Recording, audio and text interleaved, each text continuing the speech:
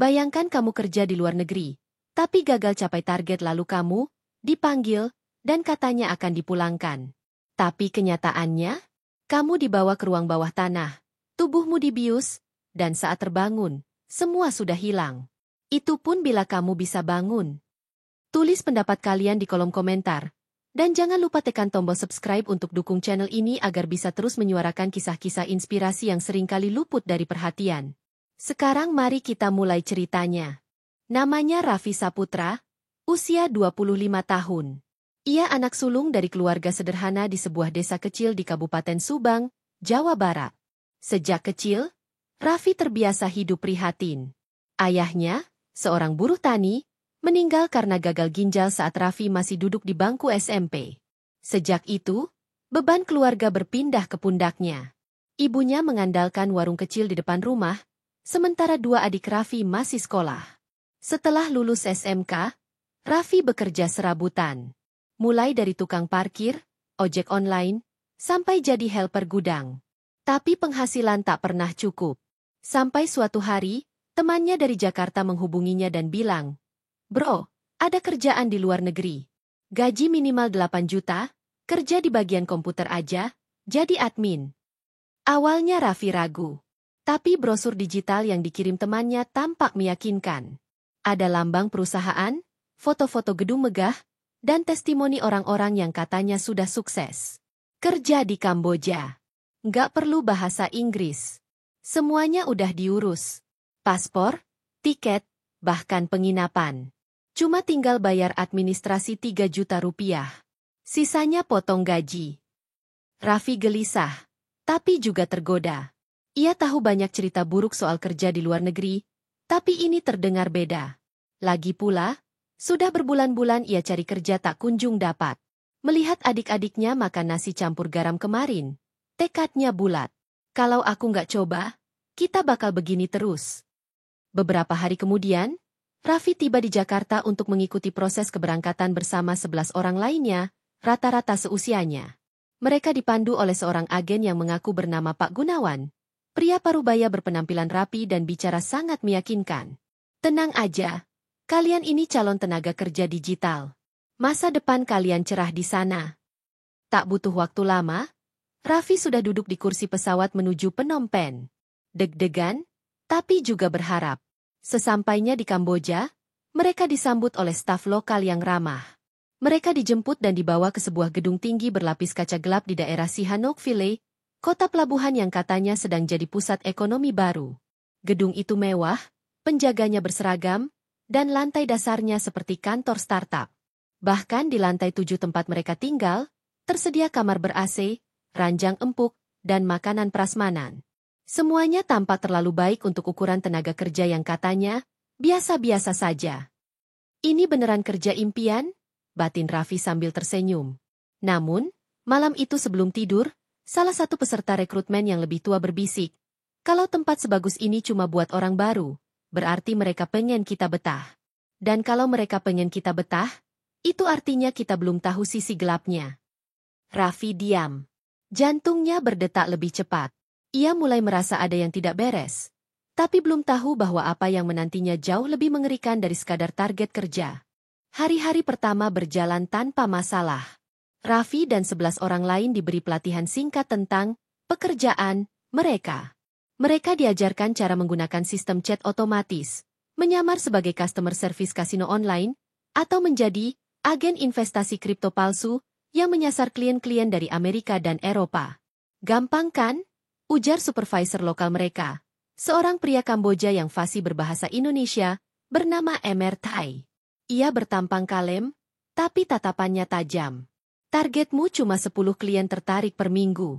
Kalau lebih, bonus. Kalau kurang, ya kita evaluasi." Meski terdengar ringan, sistem kerja di dalam gedung itu sebenarnya sangat ketat. Mereka tidak boleh keluar gedung sama sekali. Semua makanan diantar ke kamar. HP pribadi dikumpulkan sejak hari pertama. Komunikasi dengan keluarga? Nanti kalau sudah 1 bulan kerja, kata staf HR yang tak pernah menyebutkan namanya.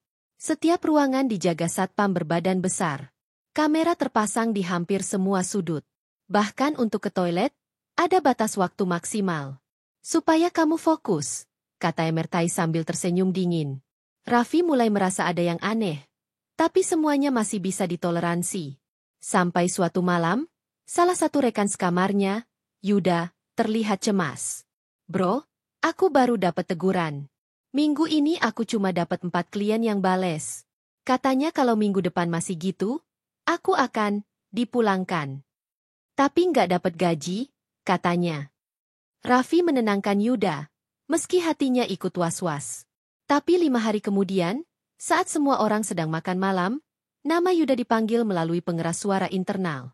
Yuda Maulana, lantai 7, ke ruang manajemen sekarang. Yuda bangkit, gugup. Ia sempat menoleh ke Raffi. Kalau aku nggak balik, jaga diri, bro. Itu terakhir kalinya Raffi melihatnya. Keesokan paginya, ranjang Yuda sudah kosong. Barang-barangnya tidak ada. Staf hanya berkata, dia sudah dipulangkan karena gagal kerja. Tak usah banyak tanya.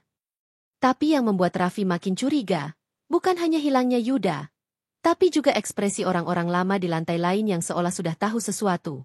Salah satu cleaning service, seorang perempuan tua berwajah Cina, menatap Raffi dalam-dalam saat melewatinya.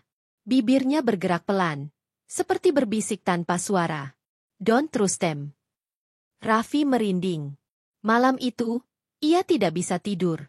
Ia mencoba membuka laptop kantor dan diam-diam mengakses jaringan lokal. Tapi semuanya terkontrol. Ia bahkan tak bisa membuka browser bebas. Sistem kerja mereka bukan hanya terkunci, tapi dikurung dalam skenario yang disiapkan sedari awal.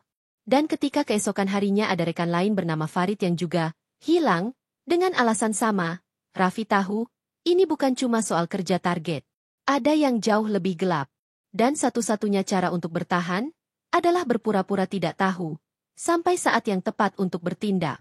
Satu demi satu teman sekamar Raffi mulai berkurang. Setelah Yuda, kini giliran Farid yang dipanggil dan tak pernah kembali. Dan seperti sebelumnya, semua barang milik Farid raib dalam semalam. Tak ada penjelasan, tak ada ucapan perpisahan. Hanya kesunyian yang membuat dada Raffi makin sesak. Kalau mereka beneran dipulangkan, harusnya minimal ada kabar. Dong, gumam Raffi saat menyendok nasi malam itu. Tapi semua orang di meja makan diam. Menunduk. Seolah sadar, tapi memilih bungkam. Hanya satu orang yang masih berani berbicara. Dimas, pria asal Semarang yang jadi sahabat terdekat Raffi sejak hari pertama mereka mendarat di Kamboja. Dimas orangnya santai, tapi tajam instingnya. Mereka nggak dipulangkan. Vi, ucap Dimas dengan suara pelan di sela malam yang sunyi. Tadi siang, pas aku bantu bersih-bersih kamar cadangan, aku nemuin dokumen. Ada berkas medis. Semua atas nama orang yang hilang. Ada tanda tangan, ada data golongan darah, bahkan hasil röntgen ginjal. Raffi terbelalak. Ginjal? Dimas mengangguk perlahan. Aku nggak tahu pasti. Tapi ini bukan kantor. Ini kandang. Dan kita ternaknya. Sejak malam itu, tidur jadi hal mustahil bagi Raffi. Ia mulai memperhatikan lebih detail sekelilingnya. Di lantai atas, ada ruangan yang selalu terkunci. Ada bunyi-bunyi mesin, denting logam, dan kadang, tangisan pelan. Sementara itu, tekanan kerja makin tinggi.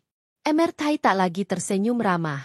Ia sering berkeliling sambil menatap tajam wajah-wajah pekerja yang belum mencapai target. Raffi, katanya suatu pagi. Ini minggu ketigamu. Targetmu masih di bawah rata-rata. Jangan sampai kamu ikut jejak temanmu kemarin. Raffi hanya mengangguk.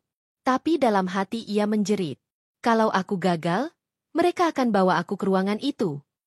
Keesokan harinya, saat jam makan siang, Raffi memberanikan diri bertanya ke salah satu staf lokal yang terlihat lebih tua dan ramah. Pak, yang dipulangkan kemarin? Yuda dan Farid, mereka beneran udah sampai Indonesia, ya? Pria itu terdiam beberapa detik. Matanya bergerak cepat, seolah menimbang sesuatu. Lalu ia hanya menjawab singkat. Kalau kamu pintar, kamu tidak akan bertanya hal itu lagi. Hari berganti. Ketakutan berubah jadi amarah. Dan malam itu, saat Dimas mengajaknya bicara lagi, Raffi hanya menjawab dengan tatapan kosong. Kita harus kabur, Mas. Sebelum nama kita yang jadi berkas berikutnya. Malam itu, Raffi dan Dimas duduk bersila di atas lantai keramik kamar mereka, menyusun peta kasar dari gedung yang selama ini menjadi tempat kerja sekaligus penjara. Lantai dasar buat ruang resepsionis dan gudang. Lantai 2-5 itu kantor dan ruang kerja. Lantai 6 khusus staf lokal. Kita di lantai 7. Tapi yang misterius itu lantai 8 dan basement. Gumam Dimas sambil mencoret-coret sketsa di sobekan kardus makanan. Aku pernah coba naik ke lantai 8. Tapi liftnya minta kartu akses. Tambah Raffi. Basement juga. Tangga darurat dikunci dari luar. Gak ada yang bisa keluar kecuali mereka izinkan. Mereka mulai sadar, gedung ini memang didesain bukan untuk kerja, tapi untuk menahan. Setiap hari, jam kerja makin kejam. Tidak ada hari libur. Makanan mulai terasa hambar, dan wajah-wajah baru yang datang, tak pernah bertahan lebih dari 3 minggu. Kalau target gak nyampe, ya udah katanya dipulangkan. Tapi kita semua tahu, itu cuma alasan. Mereka hilang. Bisik salah satu teman baru mereka, Aji, yang belakangan juga mulai jarang bicara. Wajahnya pucat. Dan benar saja, 2 hari kemudian, nama Aji dipanggil ke lantai manajemen. Lalu menghilang. Raffi mulai mencatat. Semua yang tidak mencapai target 3 kali berturut-turut akan dipanggil. Tapi malam itu, ada satu kejadian yang mengubah semuanya.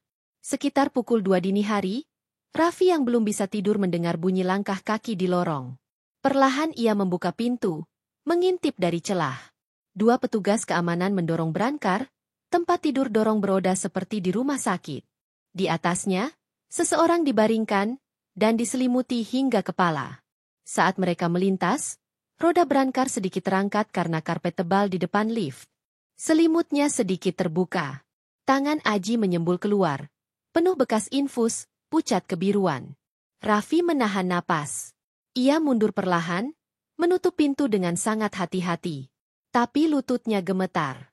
Ia tahu sekarang, mereka tidak dipulangkan. Mereka dipanen. Pagi harinya, Dimas melihat Raffi duduk bengong. Tatapannya kosong. Nafasnya berat. Aku lihat Aji tadi malam, gumam Raffi. Masih hidup. Udah kaku. Dimas mengepalkan tangan. Malam ini, kita kabur. Lewat saluran ventilasi toilet. Aku udah ukur. Badanmu cukup, kan? Raffi tak langsung menjawab.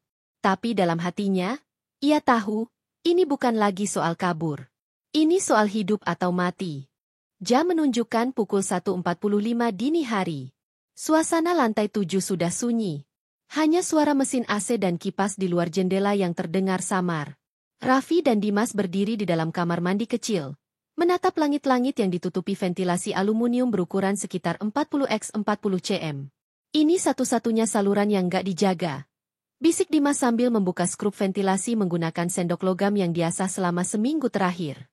Raffi naik atas kloset, lalu perlahan memasukkan badannya ke dalam lubang. Tubuhnya kurus, cukup pas untuk merayap di sela pipa dan besi baja. Dimas menyusul dari belakang. Mereka menyusuri saluran udara itu sejauh mungkin, berharap bisa sampai ke lantai bawah tanpa terdeteksi. Tapi baru belasan meter, mereka mencium bau aneh. Asam, amis, dan seperti campuran darah dengan antiseptik. Raffi merangkak perlahan ke arah celah cahaya. Ia mengintip, dan hampir memekik. Di bawah sana ada ruangan seperti laboratorium gelap. Ada meja operasi. 2 tubuh manusia tergeletak, tanpa ginjal, dada terbuka, mata kosong memandang langit-langit. Dimas menyusul dan langsung menahan napas. Wajahnya berubah pucat pasi. Ya Allah, bisiknya. Ini rumah jagal. Raffi memalingkan wajah. Ia nyaris muntah. Mereka melanjutkan perjalanan melewati saluran, hingga mencapai ruang arsip di lantai 3. Raffi mengintip, tak ada satpam. Pelan-pelan, mereka membuka panel ventilasi dan turun ke dalam ruangan yang gelap, hanya diterangi cahaya komputer yang tertinggal menyala. Di dalamnya ada lemari besar berisi map dan dokumen. Raffi menarik satu map acak. Di dalamnya, data pasien. Bukan karyawan, tapi korban. Lengkap dengan golongan darah, hasil lab, dan organ yang diperiksa layak. Nama-nama di map itu adalah teman-teman mereka sendiri. Aku nemu namamu juga, Vi, ucap Dimas dengan suara gemetar sambil menunjukkan map lain. Ginjal kiri, kondisi sehat, paru-paru bersih. Mereka udah data kita semua. Seketika, suara alarm berbunyi di seluruh gedung. Keamanan lantai 3. Lokasi raksasa 03. Raffi dan Dimas saling pandang. Mereka tahu kita di sini, seru Dimas. Tanpa pikir panjang, mereka keluar dari ruang arsip dan berlari menyusuri lorong. Satpam mulai muncul dari arah lift. Suara langkah sepatu menghentak lantai semakin dekat. Di ujung lorong, ada satu pintu darurat setengah terbuka. Mereka berlari ke sana, membuka paksa gagangnya, dan, brak, mereka berhasil masuk ke tangga darurat.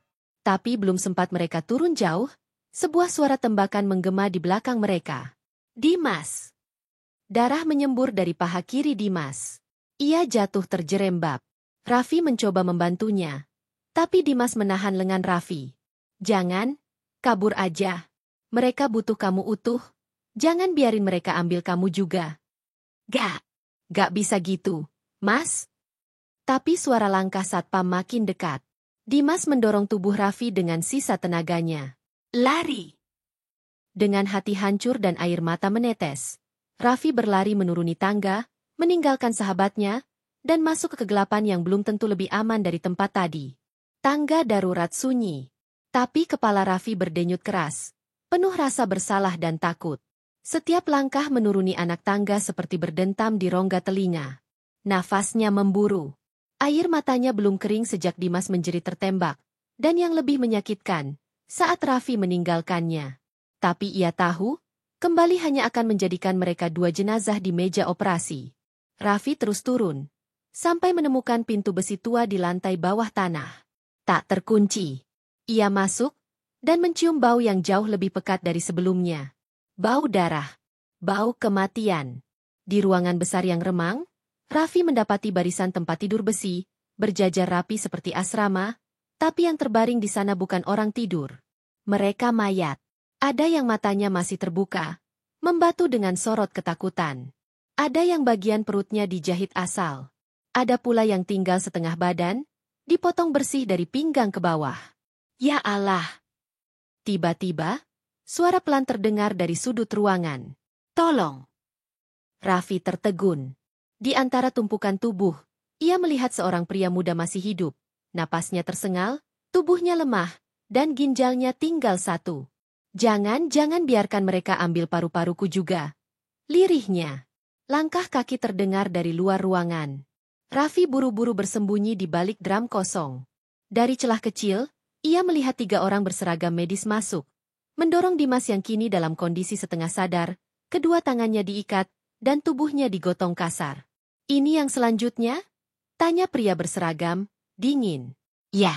Tapi ginjalnya satu sudah luka. Kita ambil yang kanan. Paru-parunya masih bagus juga. Mereka nggak nunggu mati dulu. Kalau dibius, ada yang gagal. Kalau sadar, kadang mereka masih bisa bertahan. Organ lebih segar. Raffi hampir menjerit. Tapi tangannya menutup mulut sendiri sekuat mungkin. Ia gemetar melihat tubuh sahabatnya. Dimas yang membantunya kabur, yang tertembak karena melindunginya, akan dibelah hidup-hidup. Tangisnya pecah dalam diam. 1 jam berikutnya adalah neraka. Dari balik drum, ia menyaksikan proses sadis itu. Dimas berteriak, memohon, lalu diam. Lalu hanya suara alat operasi, dan denting logam yang membuat Raffi kehilangan arah pikir. Saat para pelaku pergi meninggalkan ruangan, membawa 2 wadah pendingin besar, Raffi keluar dari persembunyian. Ia merangkak ke arah tubuh Dimas yang kini kaku, mata terbuka lebar, mulut sedikit menganga. Maaf, Mas, bisik Raffi. Tapi tak ada waktu. Alarm bisa bunyi kapan saja. Ia melihat ke sekeliling, dan menemukan pintu besi dengan tulisan kecil.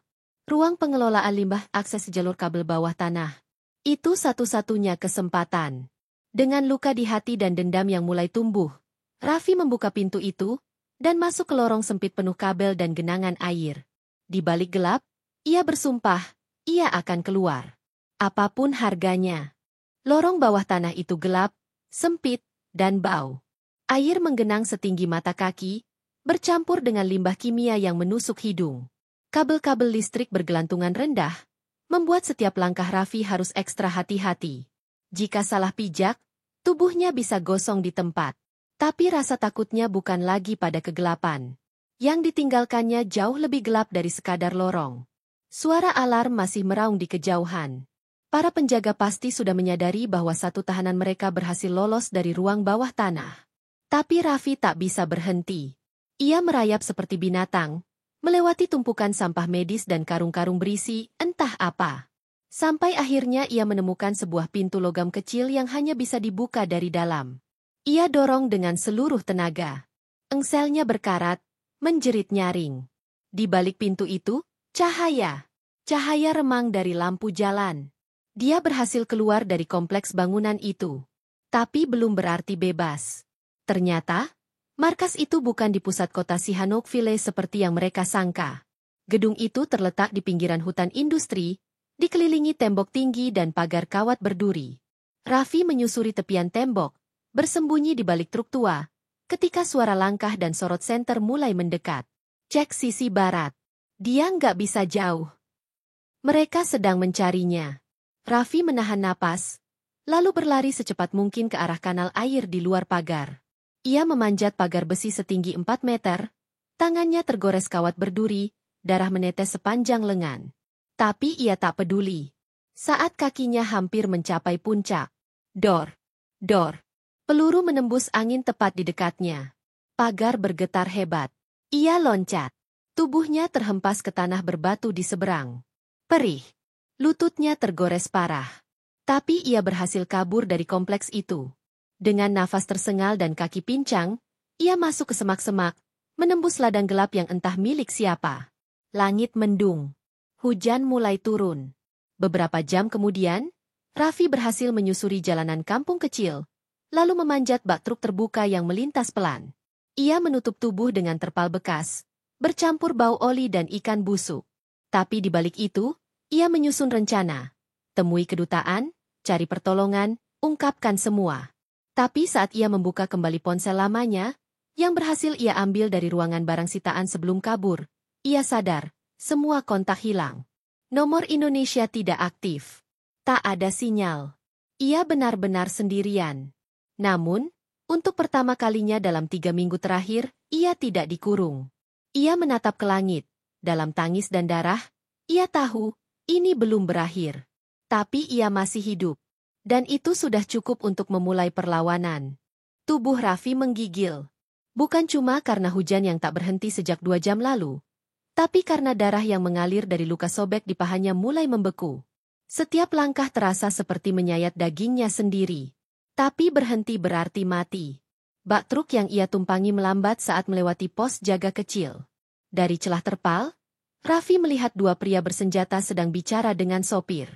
Mereka bukan polisi. Mereka orang sindikat. Telinganya menangkap percakapan samar dalam bahasa Kamboja. Ada buronan. Pria muda. Luka di kaki. Jika terlihat, habisi di tempat. Sopir mengangguk. Truk berjalan lagi. Tapi Raffi tahu ia tak bisa bersembunyi lama. Di perempatan berikutnya, ia melompat turun. Kaki kirinya langsung ambruk. Batu tajam menghantam pelipisnya. Darah mengalir dari kepala. Pandangannya kabur. Tapi ia masih hidup. Masih bisa gerak. Ia bangkit. Menyusuri jalan tanah. Di kejauhan ada bangunan kosong. Gudang tua. Ia masuk. Di dalamnya gelap dan bau tengik. Tapi ia menemukan alat, seutas kabel, senter rusak, dan pisau karatan. Ia mengikat lukanya dengan sobekan kaus. Lalu menusuk jarinya sendiri dan menulis pesan dengan darah di dinding. Ada penjual organ di gedung kaca Sihanoukville. Aku korban. Lalu ia berjalan lagi. Setiap langkah kini bukan soal cepat atau lambat, tapi soal berapa lama ia bisa tetap sadar sebelum kehilangan semua darah. Tiba-tiba, suara motor mendekat. Bukan 1, tapi 3. Sinar lampu menyorot ke arahnya. Itu dia. 3 pria berbadan besar turun, membawa senjata tumpul dan senjata api. Raffi berlari ke arah hutan kecil di sisi kanan jalan. Kakinya tertancap duri, bajunya robek. Tapi ia terus lari. Satu peluru menyasar pohon di depannya. Satu lagi meleset nyaris mengenai pinggangnya. Raffi menemukan rawa berlumpur. Tanpa pikir panjang, ia menyelam. Nafasnya ditahan. Tubuhnya tenggelam sampai leher. Ia menutupi wajahnya dengan lumpur. Tak bergerak. Seperti bangkai. 3 pria itu tiba di tepi rawa. Senter mereka mencari-cari. Tapi tak melihat gerakan apapun. Salah satu dari mereka berkata, "Dia mati. Pasti tenggelam." Mereka pergi. Raffi bertahan di dalam lumpur selama 20 menit. Nafasnya pelan. Saat ia yakin mereka sudah pergi, barulah ia keluar. Tubuhnya penuh lintah. Kulitnya membiru. Tapi hatinya terbakar. Ia terus jalan, hingga bertemu jalan besar. Tapi tubuhnya ambruk. Ia merangkak ke tiang listrik dan menggambar simbol silang besar dengan darahnya, tanda darurat universal. Dan di saat nyawanya nyaris hilang, sebuah truk logistik berhenti. Seorang pria tua keluar dan berkata dalam bahasa Inggris campur Kamboja, "Ya Tuhan, kau masih hidup." Raffi tak menjawab. Ia pingsan. Tapi sebelum semuanya gelap, ia tahu, ia menang. Dengan darah, lumpur, dan keberanian, ia menang. Raffi tak sadarkan diri selama 2 hari. Tubuhnya penuh luka terbuka, infeksi parah di paha kiri, dan paru-parunya sempat kolaps karena terlalu lama terendam lumpur. Ia dirawat di sebuah klinik kecil di dekat perbatasan Thailand, bukan rumah sakit mewah, tapi cukup untuk menstabilkan denyut nadinya yang nyaris hilang. Saat akhirnya matanya terbuka, cahaya lampu langit-langit menyilaukan retina. Suara pelan berdengung di telinga. Tubuhnya nyaris tak bisa digerakkan. Tapi ia masih hidup. Di sebelahnya duduk seorang pria Thailand parubaya, mengenakan jas lusuh dan lencana kecil di dada bertuliskan, "Volunteer for Migrant Workers, Protection." "Namamu Raffi, ya?" tanyanya lembut. Raffi menatap kosong. Bibirnya kaku. Tapi air mata mengalir deras dari sudut mata. Tangis tanpa suara. "Tenang. Kau aman sekarang. Kami temukanmu dalam kondisi mengenaskan. Kami lihat tanda silang dari darahmu di tiang jalan. Lalu kami tahu kau bukan pelarian biasa." Setelah 2 hari, Raffi mulai bisa bicara. Suaranya parau, lemah, tapi penuh dendam.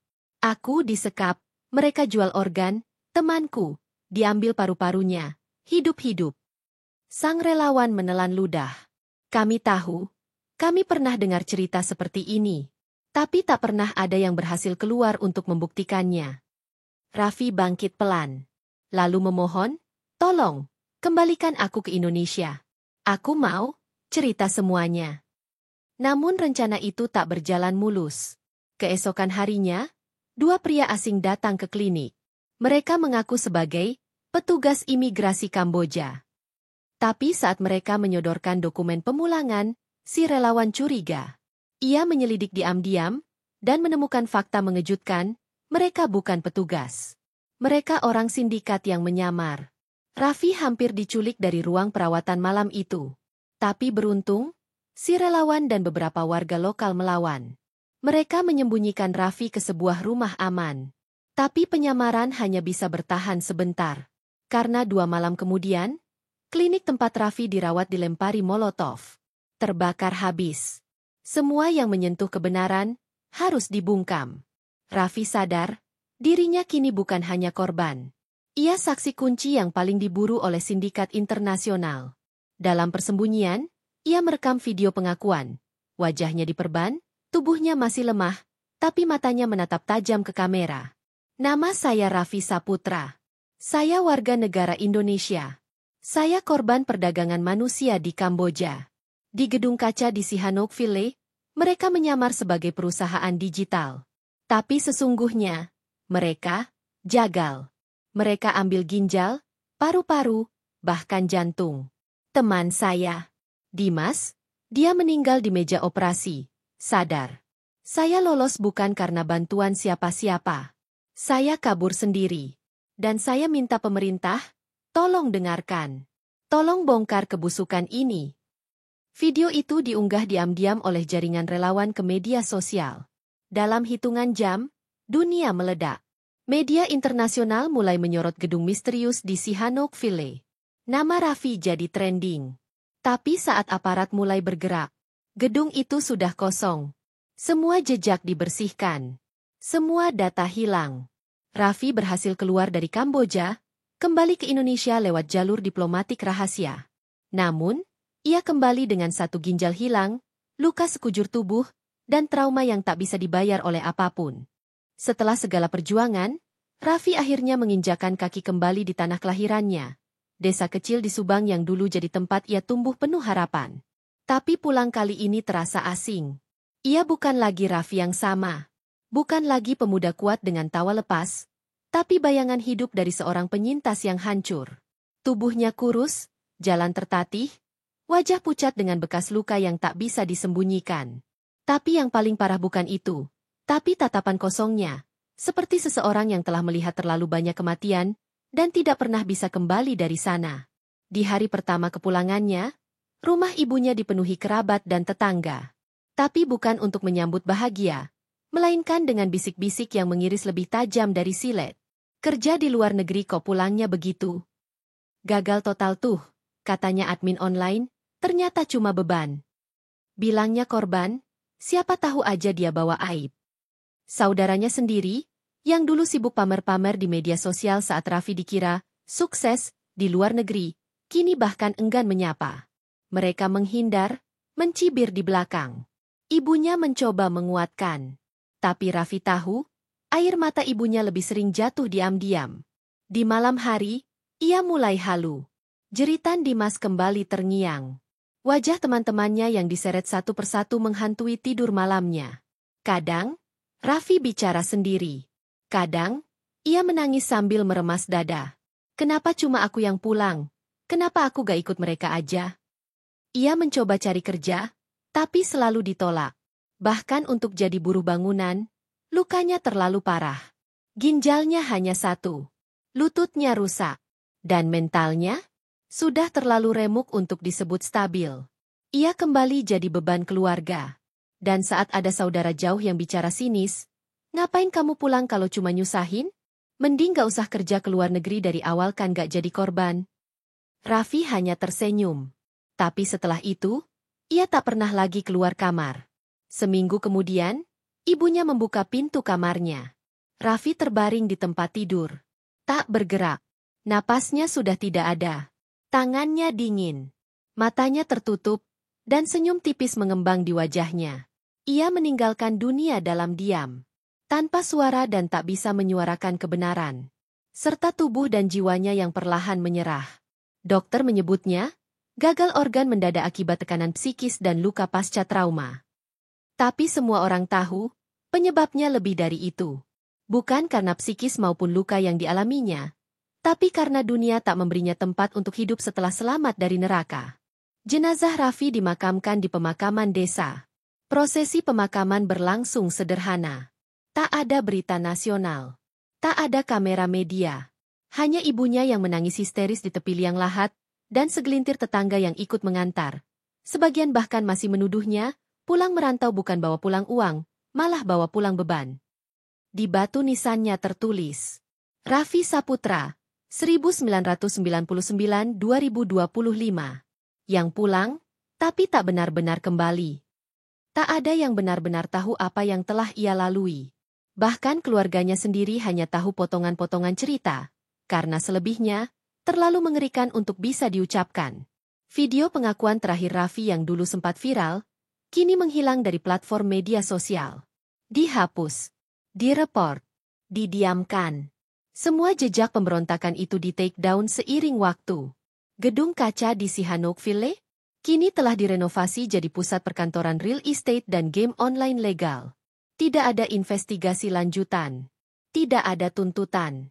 Tidak ada pengakuan dari otoritas manapun. Semua hilang, kecuali luka. Tapi kisah Raffi menyebar lewat jalan lain. Dari mulut ke mulut. Dari aktivis ke aktivis. Dari komunitas ke komunitas. Namanya disebut dengan bisik-bisik, tapi dengan hormat. Sebagai simbol dari semua korban yang tak pernah ditemukan. Sebagai bayang-bayang dari ratusan TKI yang dijebak, disiksa, dan dipanen seperti barang dagangan. Dan bagi ibunya, setiap malam sebelum tidur, ia masih memandangi foto Raffi kecil di rak kayu dekat jendela. Ia tak pernah menghapus noda darah di ujung bantal yang dulu digunakan anaknya saat tidur terakhir kali. Kamu pulang, nak, tapi dunia ini gak pernah benar-benar menyambutmu. Cerita Raffi mungkin telah selesai. Tapi di luar sana, sindikat itu masih hidup. Mereka merekrut lagi, menebar lowongan palsu lagi, mengirim bus, pesawat, dan janji manis pada anak-anak muda lain yang tak tahu apa yang menunggu. Dan jika kita semua tetap diam, akan ada Raffi lain. Akan ada Dimas lain. Akan ada lebih banyak ibu yang kehilangan anaknya, bukan karena perang, tapi karena ketidakpedulian. Begitu banyak dari mereka yang berangkat untuk mencari nafkah, tapi justru tak pernah kembali. Raffi hanyalah satu dari sedikit yang berhasil lolos. Tapi masih banyak nama-nama yang hilang, tak terdengar, dan terlupakan. Mari jangan diam. Jangan anggap ini cuma cerita. Karena bisa jadi, besok, korban berikutnya adalah orang yang kita kenal.